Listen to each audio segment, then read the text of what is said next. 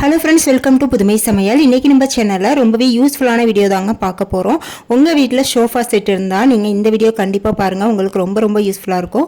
Okay, வாங்க இந்த சூப்பரான வீடியோக்குள்ளே போய் பார்க்கலாம்.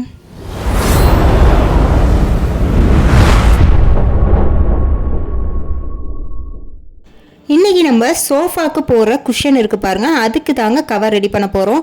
என்னங்க கவர் தானே, இதுக்கு தான் இவ்வளோ பில்டப் அப்படின்னு சொல்லிட்டு நினைக்காதீங்க. கவர்னால் நம்ம நார்மலாக கவர் தைக்கிறது எப்படி 4 பக்கமும் துணி வச்சு அது கட்டுற நாடா மாதிரி கட்டுற மாதிரி வச்சு கவர் தைப்போம், இல்லை வேல்க்ரோ போட்டு ஒட்டுற மாதிரி தைப்போம். ஆனால் இன்றைக்கி நான் சொல்கிற மெத்தட் பார்த்திங்கன்னா நம்மளுக்கு துணி வந்து அதிகமாக செலவாகாதுங்க. ரொம்பவே ஈஸியான ஸ்டிச்சிங்க. 4 பக்கம் ஒரே ஒரு ஸ்டிச்சிங் மட்டும்தான். அதுக்கப்புறம் கவர் வந்து எப்போவுமே வந்து நகர்ந்து வராத மாதிரி சூப்பரான ஒரு ஐடியாவும் நான் ஷேர் பண்ணியிருக்கேங்க.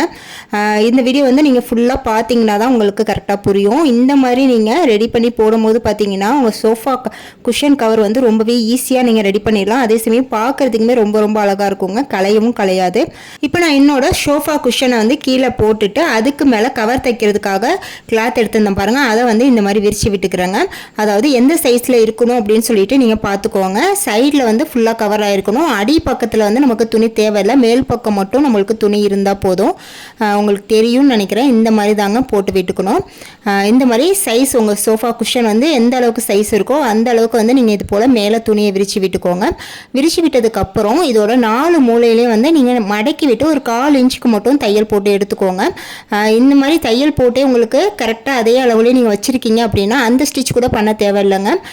நான் வந்து கட் பண்ணியிருக்கிறதுனால இது ஓரத்தில் வந்து நூல் பிரிஞ்சு வராமல் இருக்கிறதுக்கு 1/4 இன்ச் அளவுக்கு இந்த மாதிரி மடக்கி விட்டு 2 மடக்கி விட்டு அப்படியே வந்து ஸ்டிச் பண்ணிக்கிறேன்.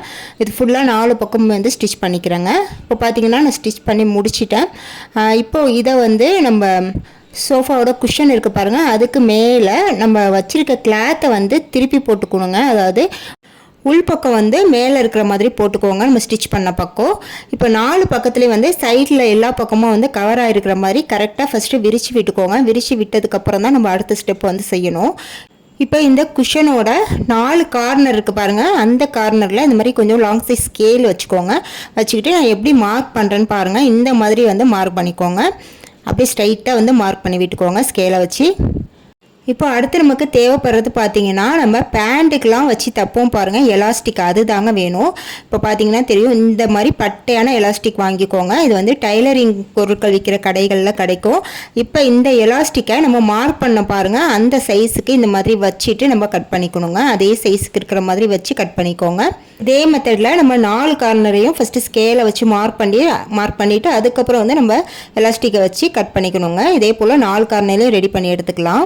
அடுத்து ஊசியில் நூல் கோத்து எடுத்துக்கோங்க. இப்போ இந்த எலாஸ்டிக்கை இந்த கிளாத்தோடு வச்சு அப்படியே ஓரத்தில் வந்து தையல் போட்டு எடுத்துக்கோங்க. இந்த பக்கம் ஓரத்துலையும் அந்த பக்கம் ஓரத்துலையும் வந்து ஸ்டிச் பண்ணி எடுத்துக்கோங்க.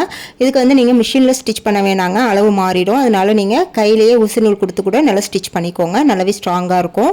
இப்போ இதே போல் நான் 4 கார்னர்லையும் எல்லா பக்கத்துலையும் இதே போல் ஸ்டிச் பண்ணி எடுத்துக்கிறேங்க. இப்போ ஃபுல்லாக ஸ்டிச் பண்ணி முடித்தோன்னே இப்படி தாங்க இருக்கும். சில பேர் வந்து கேட்பீங்க, எங்ககிட்ட எலாஸ்டிக் இல்லை, நாங்கள் என்ன பண்ணுறது அப்படின்னு சொல்லிட்டு அவங்களுக்காகவும் நான் ஒரு ஐடியா ஷேர் பண்ணுறேங்க.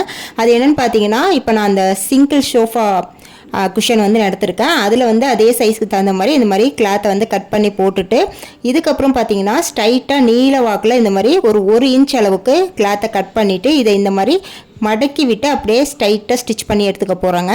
1/4 இன்ச் அளவுக்கு இந்த மாதிரி அப்படியே மடக்கி விட்டு ஸ்டிச் பண்ணி எடுத்துக்கோங்க. அடுத்து நம்ம ஸ்டிச் பண்ணதை இந்த குஷனோட கார்னரில் இந்த மாதிரி வச்சுக்கோங்க. வச்சுட்டு கட் பண்ணிக்கோங்க. இதே போல் 2 பீஸ் வந்து சேமாக கட் பண்ணி எடுத்துக்கோங்க. இப்போ இந்த 2 பீஸையுமே வந்து நம்ம இந்த மாதிரி 2 பக்கத்துலேயும் வச்சு ஊசி நூல் கொடுத்து தைக்க போகிறோம். அதாவது நம்ம எலாஸ்டிக் வந்து தைச்சோம் பாருங்கள், அதே மெத்தட் தாங்க. உங்களுக்கு வந்து எலாஸ்டிக் பதிலாக இந்த கயிறு இருக்க போகுது, அது மட்டும் தாங்க. மற்றபடி நம்ம எலாஸ்டிக் வந்து எப்படி 2 பக்கமும் தைச்சோமோ அதே போல் தைச்சி எடுத்துக்கோங்க. இப்போது இதையுமே நான் ஃபுல்லாக தைச்சி முடிச்சிட்டேன் பாருங்கள். இந்த மாதிரி தாங்க இருக்கும். அதாவது ஒவ்வொரு கார்னர்லேயும் 2 கயிறு மாதிரி 4 கார்னரையும் வந்து 8 கயிறு இருக்கிற மாதிரி பார்த்துக்கோங்க. உங்கள்கிட்ட எலாஸ்டிக் இல்லை அப்படின்னா நீங்கள் இந்த மெத்தடில் வந்து ரெடி பண்ணி போட்டுக்கோங்க. இப்போது நம்ம ரெடி பண்ண கவரை நம்ம சோஃபா குஷனில் வந்து மாட்டிடலாங்க. ஃபஸ்ட்டு வந்து நம்ம எலாஸ்டிக் வச்சு ரெடி பண்ண பாருங்கள், அதை வந்து எப்படி மாட்டலான்னு பாருங்கள். இந்த மாதிரி சோஃபா குஷனை வந்து தூக்கி விட்டுட்டு அடியில் வந்து இந்த மாதிரி எலாஸ்டிக்கை இழுத்து விட்டுக்கோங்க. இந்த எலாஸ்டிக் அப்படிங்கிறதுனால நம்ம எப்படி வேணாலும் இழுத்து மாட்டிக்கலாங்க, நல்லா ஸ்ட்ராங்காக இருக்கும். இந்த மாதிரி மாட்டிக்கோங்க. அவ்வளோதாங்க. இப்போ எல்லா பக்கமும் கரெக்டாக இருக்கிற மாதிரி அட்ஜஸ்ட் பண்ணிவிட்டு நீங்கள் மாட்டி விட்டுக்கோங்க. இந்த மாதிரி நம்ம எலாஸ்டிக் வச்சு கவர் தைக்கும் போது பார்த்தீங்கன்னா கவர் வந்து நகர்ந்து வரவே வராதுங்க. இதே மெத்தடில் தான் நான் இதுக்கு முன்னாடி வீடியோவில் வந்து பெட்டு கவருக்கு வந்து போட்டிருந்தாங்க. அதை பார்த்துட்டு ஒரு சிஸ்டர் வந்து இந்த மாதிரி சோஃபா கவருக்கும் வந்து எனக்கு செஞ்சு காட்டுங்க சிஸ்டர் அப்படின்னு சொல்லிட்டு கமெண்ட் பண்ணியிருந்தாங்க.